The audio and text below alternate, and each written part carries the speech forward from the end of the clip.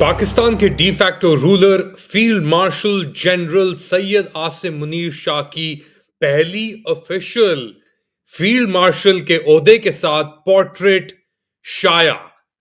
और चोर की दाढ़ी में तिनका तो सुना था, लेकिन मूंछों में क्या तिनका निकला, उसके ऊपर ही बात करेंगे। और फाइनली इमरान खान से इतनी नफरत क्यों? लेट अली शो यू के इस एपिसोड में आप सबको खुश आमदेद। To like, subscribe and share this content. आज जुमा 27 जून 2025 का रोज है। एक और हफ्ता अपने इख्तिताम को पहुंचा और इस हफ्ते भी वही हुआ जो पिछले कितने हफ्ते हो गए, अब होने वाले हैं तकरीबन पिछले कोई 100 हफ्तों से जो सिलसिला जारी है। कोर्टों में ट्रायल्स और पेशियां और समातें तो होती रहीं, लेकिन इन 100 दिनों के अंदर एक बेल हियरिंग नहीं हो सकी। रातों रात बंद कमरों में इलेक्शन से कुछ दिन कबल बहुत सारे इल्जामात तो लगा दिए, कंफर्म तो कर दिए, वर्डिक्ट तो सुना दिए, लेकिन उनकी अपील्स इंडेफिनेटली मुलतवी हो गई। और यह सिलसिला एक हस्बे मामूल बन चुका है, क्योंकि आपके मुल्क के अंदर कोई अदलिया और निजाम नहीं बचा। वो पहले तो 26वीं आईनी तरमीम के नीचे उसको कब्र में उतारा गया। अब 27वीं आईनी तरमीम के तहत इसे दफना भी दिया जाएगा। और 27वीं आईनी तरमीम के तहत जो खबरें आ रही हैं वो हमें अपनी पहली खबर पे लेके जाती हैं। ये हैं हमारे आर्मी चीफ और पाकिस्तान के de facto ruler Syed Asim Munir, field marshal general, तमगा इम्तियाज और फील्ड एफएमबी लगाए, जो जो मर्जी आपने लगाना है इनके नाम के साथ आप लगाएं। और ये हमारे डी फैक्टो रूलर हैं। और ये बात अब आ रही है सुनने में कि ये शायद पहले यूनिफॉर्म्ड अफसर हों पाकिस्तान के जो पार्लियामेंट के थ्रू जो पार्लियामेंट के थ्रू सदर की पोजीशन पे शायद तैनात कर दिए जाएं। अब ऑब्वियसली ये सब बातें ही हैं जो फिलहाल चल रही हैं, क्योंकि निजाम वही है जो इनके हाथ में नहीं। आप हरी डंडी देख रहे हैं, ये फील्ड मार्शल की तमगे वमगे तो लग गए, और मगर जो हरी डंडी आई है ना, इस हरी डंडी की बुनियाद के ऊपर इन्हें शायद अब एक लेवल और ऊपर कर दिया जाए। और वो जो 10 साल का 20 साल का मंसूबा था कि हम एक ऑटोक्रेटिक अथॉरिटेरियन मोनार्किक क्लेप्टोक्रेसी के अंदर रहें, वो होने वाला है इंशाल्लाह। बहुत जल्द आप देखेंगे पाकिस्तान के अंदर और आपको ऐसी चीजें नजर आएंगी। लेकिन मसला पता है क्या आ रहा है? मसला आ रहा है माइनस का। वो माइनस नहीं होके दे रहा। और क्यों नहीं होके दे रहा वो माइनस? इतना सब कुछ करने के बाद उसकी हुकूमत भी उसको जेल में डाल दिया, 100 दिन हो गए, कोशिशें अनगिनत कर ली उसको मिटाने के लिए, उसको हटाने के लिए। हर तरीका, हर जबर, हर फस्तायत, हर चीज जो हम कर सकते थे इस्तेमाल इस मुल्क को तबाह करने के लिए, उस बंदे की जिद में, उस माइनस की जिद में वो माइनस नहीं मिलके दे रहा। अब एक, वो क्या कहते हैं, एक कमान में दो तलवारें नहीं रह सकती। और यहां पे तो अब 100 यानी पता नहीं कितना अरसा हो गया, 100 दिन से ऊपर हो गया कि कमाने ही यानी तलवारें, वो जो होल्डर था ना उसको तोड़ दिया उसने। तलवारें नहीं जा रही, और एक तलवार अपने आप को बढ़ाने की कोशिश कर रही है और दूसरी तलवार निकलने का नाम ही नहीं ले रही। उसको निकाल निकाल के कर करके सब कुछ कर दिया, मगर अब कुछ हो ही नहीं रहा। तो चोर की दाढ़ी में तिनके और अगर चोर की मूछें हो तो अली अमीन गंदापुर पहुंचे अडियाला जेल के बाहर, और बड़ी एक इमरान खान की बहनें ही पहुंची, बहुत सारे लोग पहुंचे। एक थोड़ा सा एक झड़प भी हुई बाहर उन लोगों के दरमियान पाकिस्तान तहरीक इंसाफ के कारकुन, जिनका दावा है कि अली अमीन बिक चुका है, केपी हुकूमत सरेंडर कर चुकी है और ये जो बजट पास हुआ है ये उसकी एक निशानी है। और उन लोगों के दरमियान जो कहते हैं कि अली अमीन ने जो किया सही किया, और अगर वो नहीं करता तो एक फाइनेंशियल इमरजेंसी के तहत हुकूमत खैबर पख्तूनख्वा की उलट दी जाती। अब इसमें हकीकत कहां है? पहले सुने अली अमीन गंदापुर को, वो बात कर रहे थे निकलते हुए अडियाला जेल के बाहर खड़े हुए थे, अंदर तो जाने नहीं दिया लोगों को, तो गाड़ी में बैठने से पहले उनकी गुफ्तगू हुई और उनसे सवाल पूछा गया। ये तो सुने। कोई भी हुकूमत अगर बजट पास नहीं करेगी इन टाइम, अच्छा, और पूरी फॉर्मेलिटी जो प्रोसीजर और टाइम को फॉलो करके नहीं करेगी, ठीक है, तो फाइनेंशियल इमरजेंसी उस पर लगाई जाने का आइन के अंदर एक हक है। कौन सी शिक आइन में फाइनेंशियल इमरजेंसी का तो जिक्र ही नहीं है, सिर्फ आप कह रहे हैं तो आपको ज्यादा पता है। इमरजेंसी का जिक्र है। इमरजेंसी होती है तो किस बुनियाद लगती है इमरजेंसी? आज तक पहले ऐसा हुआ है कि आज से पहले ये हुआ नहीं, मुल्क के पहले हो रहा है। तो ये थे खैबर पख्तूनख्वा के वजीर आला अली अमीन गंदापुर, और ये कह रहे थे कि हम अगर बजट पास नहीं करते तो एक फाइनेंशियल इमरजेंसी लग जाती, और मैंने वही किया जो इमरान खान के जहन में था, जो उनके दिमाग में था, और अगर इमरान खान चाहे तो ये कदम हम वापस ले सकते हैं। अच्छा, एक इंटरेस्टिंग और एक शख्सियत अडियाला जेल के बाहर आज पहुंची, इमरान खान के साबिक साथी, मुल्तान से उनका ताल्लुक है, तबीयत भी उनकी खराब है, जावेद हाशमी साहब। याद है आपको, इन्होंने कहा था 2012 में मेरे ख्याल से, मैं बागी हूं इमरान, मैं बागी हूं, और ये वाकई ही में एक तरीके के बागी ही हैं ये। इन्होंने इमरान खान की हुकूमत भी छोड़ी, पार्टी भी छोड़ी, लेकिन अब भी इमरान खान के साथ ये खड़े हुए हैं। तो एक सहाफी ने इनसे पूछा, क्या इमरान खान को माइनस कर दिया गया है? इनका जवाब क्या था, मुलाहिजा करें। इस मुल्क में एक आदमी है जिसने स्टैंड लिया हुआ है कौम की आज़ादी का, आइन की बालादस्ती का, उसकी के लिए मैं उस वक्त भी मेरा मौक़िफ़ यही था। इमरान खान साहब ने अगर इख्तलाफ किया तो मैं चला गया। इमरान खान इंसाफ चाहता है, कोई जाती मुफाद नहीं, और इमरान खान को कोई माइनस भी नहीं कर सकता, ये कह रहे हैं जावेद हाशमी। और जावेद हाशमी ने बहुत टाइम गुजारा है जेलों में। मुशर्रफ के दौर में इनके ऊपर सजा की गई थी, ये बता रहे थे कि इसी अडियाला जेल में मुझसे सजा की गई थी, 25 साल की सजा इन्हें दी गई, और आज मुशर्रफ कहां है और जावेद हाशमी आज अडियाला जेल के बाहर खड़ा है, एक और आमिर के खिलाफ जो बंदा डटा हुआ है उसके हक में। अब आमिर के खिलाफ तो एक बंदा डटा हुआ है, लेकिन आमरियत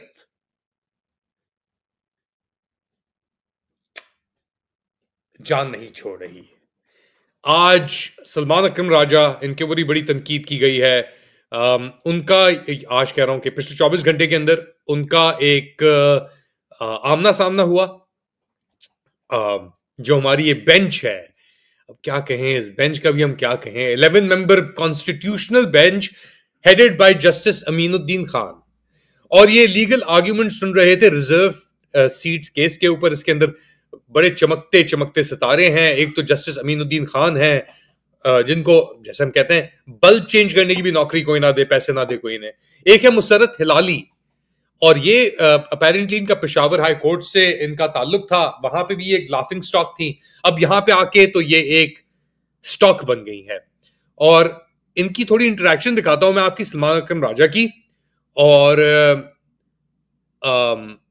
हिलाली की, और डिफरेंट उनकी जस्टिस अमीनुद्दीन की जो इंटरेक्शन हुई सलमान अकरम राजा से। एक इंटरेस्टिंग पॉइंट था, और इसके अंदर आपको कोर्ट की बायस आती है कि सलमान अकरम राजा कह रहे हैं कि जी मैं केस जीता, तो अंदर से इंटरवेंशन आती है कि वो तो आप अपनी एफर्ट्स की वजह से जीते थे। फिर उसके बाद सलमान अकरम राजा की क्या क्लैरिफिकेशन आई, वो सुने। उन्होंने भी सिर्फ सैंपल नहीं दिया, क्या पार्टी के बारे में कोई फाइंडिंग थी? जी, मैंने ये जो CM 5917 फाइल की थी ऑफ 2024 में इसीलिए बार बार जिक्र करता हूं। इसमें आप देखिएगा कि जो हमने रिजर्व सीट्स की लिस्टें दी थी before the 22nd of December and maybe extended time period था 24th of December, those lists were returned on the ground that PTI is not a political party that can be recognized by the Election Commission. Therefore, any findings were given? जी, उसके खिलाफ जब उन्होंने हमें return की ये लिस्टें, we went to the High Court. We challenged this in the High Court. सही कारकुनान और leader तो आए, लेकिन इसेंशियली इमरान खान की बहनें ही हैं जो खड़ी हुई हैं, और उनकी दो बहनों की तो मुलाकात हुई इमरान खान से, मगर तीसरी बहन अलीमा खान की मुलाकात नहीं करने देते। और अलीमा खान और उज़मा खान दोनों ने गुफ्तगू की अडियाला जेल के बाहर, क्या उनका बयान था, क्या मौक़िफ़ था, सुने। खान को अगले हफ्ते जाके बता सके कि उनके अहकामात पे क्या प्रोग्रेस हुई है। ये अब हमने ये रिस्पॉन्सिबिलिटी ले ली है।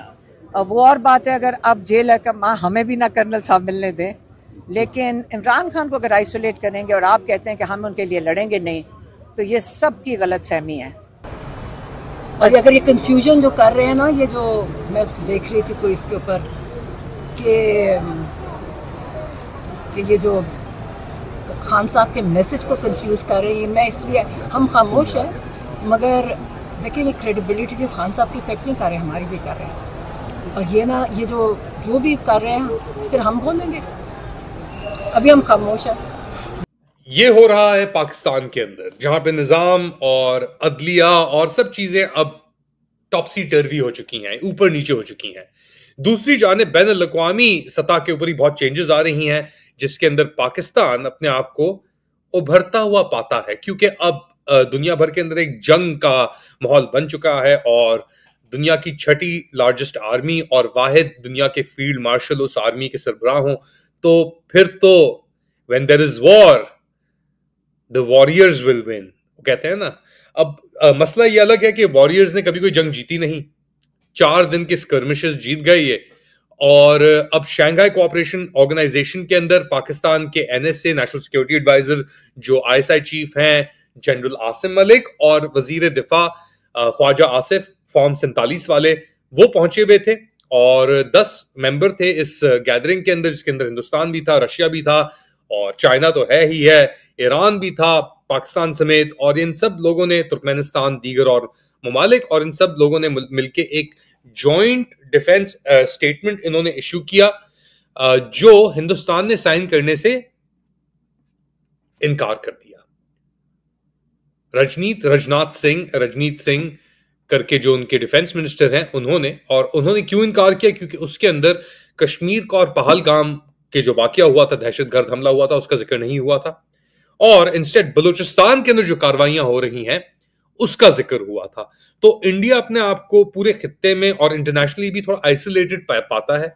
यहां तक कि ट्रंप साहब ने मोदी की तारीफें भी की थी, मगर वो अभी भी कह रहे हैं कि मैंने जंग रुकवाई, मुझे नोबेल पीस प्राइज चाहिए। पाकिस्तानी भी उनकी हाँ में हाँ मिला रहे हैं। तो पाकिस्तान दोनों विंडफॉल ले रहा है, अमेरिका की भी और चाइना की भी, इंटरनेशनल उसके ऊपर विज़ इंडिया, और अभी ईरान के अंदर जो वाकयात हुए हैं। अच्छा, एक इंटरेस्टिंग चीज आई, बड़ी इंटरेस्टिंग। पाकिस्तान ने बज़ाहिर तौर पर बड़ा खुल के ईरान का साथ दिया, लेकिन ईरानी सफारत खाना जो हिंदुस्तान के अंदर है, उसने एक बहुत लंबी चौड़ी एक ट्वीट की जहां पे उसने हिंदुस्तानियों का शुक्र किया। यहां तक कि हिंदुस्तानी हुकूमत ने एक न्यूट्रल पोजीशन अपनाई, उसने कंडेम भी नहीं किया इजराइल को स्पेसिफिकली, मगर फिर भी ईरान ने यह देखा कि उसके मुफाद हिंदुस्तान ज्यादा बेहतर उसकी तरजीह दे रहा था या उसको कंट्रोल कर रहा था, रिफ्लेक्ट कर रहा था निस्बतन पाकिस्तान के, क्योंकि पाकिस्तान के सिपा सलार पहुंचे हुए थे डिनर करने के लिए, लंचन पे पहुंचे हुए थे NSA के साथ। ट्रंप व्हाइट हाउस एक दिन कबल अमरीकी हमले से, 1 या 2 दिन कबल, और फिर लंच के फौरन बाद हुकूमत पाकिस्तान जो डिफैक्टो रूलर हम बता चुके हैं कौन है, उसने एक नोबेल प्राइज के लिए मुंतखब करने का भी अनाउंसमेंट किया बड़ा ऑफिशियली, और फिर उसको कंटिन्यू किया। तो कोई ऐसी चीज हुई अंदर जो पता थी शायद हमारे सिपा सलार को या हमारी डेलीगेशन को जो वहां पे कंडक्ट हुई। मगर एक बहुत वाज़ेह चीज है कि अब क्योंकि सिपा सलार डायरेक्ट हो गए हैं बहुत सारी चीजों के ऊपर, अब हकीकत हर कोई जानता है, मगर शायद बैरिस्टर गौहर हकीकत नहीं जानते। वो नासा अडियाला के बाहर आते हैं, और जाहिर सी बात है हर इंसान की अपनी कैपेसिटी होती है, उसी कैपेसिटी के तहत वो आगे बढ़ता है, आगे चलता है। और बैरिस्टर गौहर की क्या कैपेसिटी है, तस्वीर देखें आप जाने से पहले। ये तस्वीर, ये बैरिस्टर गौहर मिल रहे हैं मैंडेट चोरी शुदा फॉर्म 47 की पैदावार से, छोटू मियाँ से, और इखलाकियात अपनी जगह पे। मगर इसी चेंबर के अंदर थोड़ी ही देर पहले बैरिस्टर गौहर के जो लीडर हैं इमरान खान, उनके बारे में शहबाज शरीफ के जो फॉर्म 47 के लॉजार हैं आजम नजीर तारड़, उन्होंने क्या गुफ्तगू की, मुलाहिजा करें। फौजी तनसीबात पे तेल छिड़क के आग लगाने की माफ़ी देने का इख्तियार होता 780A में, मैं ज़रूर करता। मेरे भाई हैं, आप देते दरख्वास्त, आप सारा कुछ ये करते। काश जेलर को डायरेक्ट करने का इख्तियार सेक्रेटरी ह्यूमन राइट्स के पास होता कि यार आज इनकी मुलाकात करा दे और मियाँ बीवी को भी इकट्ठे सुलाया करे, मैं ज़रूर करता। मेरे पास ये इख्तियार नहीं है। तो आजम नदीर तारड़ की इस गुफ्तगू के बाद कि मैं उनको सुला भी दूं अगर मेरे हाथ में हो, ये इन लोगों का माइंडसेट है। ना सिर्फ इनका, शहबाज शरीफ, पूरे PMLN का, पूरी पीपल्स पार्टी का। ये लोग मुनाफिक हैं, ये लोग बदयानियत इनके अंदर, बदतमीजी इनके अंदर कूट कूट के भरी हुई है। ये औरों पे वही इल्जाम लगाते हैं जो ये खुद करते हैं। यानी ये लेवल है इनकी मुनाफिकत का, हसबारा लेवल है इनकी मुनाफिकत का PMLN की। और इन लोगों के साथ अगर आप हाथ मिला रहे हैं तो आप भी उसी सफ में खड़े हैं बैरिस्टर गौहर। ये मेरा तज्जिया है, आप लोग क्या समझते हैं? किधर ये लोग खड़े हैं और किधर इनका लीडर बैठा है बंद कैद? और ये सब अहलकार हैं, सहूलतकार हैं उस कैद के, क्योंकि इनको पता है जिस दिन वो निकला, और मैं आपको अभी से बता दूं, इमरान खान को ये निजाम जिंदा नहीं निकलने देगा उस जेल से। लिख के ले लें आप, इन्होंने जो जुर्म कर लिए हैं, अब इन्होंने जो इस मुल्क के साथ, इस आईन के साथ, इस माशरे के साथ ज्यादतियां कर ली हैं, ये हर हद तक जाएंगे उसको कवर करने के लिए, उसको बचाने के लिए। मगर एक बात याद रखें, और ये हमारी तारीख है, हमारा यकीन है कि खुदा के दर में, अल्लाह से दुआओं में ताखीर जरूर हो सकती है, देर जरूर हो सकती है, लेकिन अंधेर कभी नहीं हो सकती। और यही हमारा यकीन है जो हमें आगे प्रोपेल करता है। मगर ये लोग जो खड़े हैं फिरौनियत के साथ, फस्तायत के साथ, इनका अंजाम वही होगा, इससे बदतर होगा जो इनसे माजी के अंदर ऐसे लोग आए थे, और उनका अंजाम भी ऊपर वाले ने वही किया। अपना ख्याल रखें, दुआओं में शामिल रखें। अगली बार तक अल्लाह हाफिज।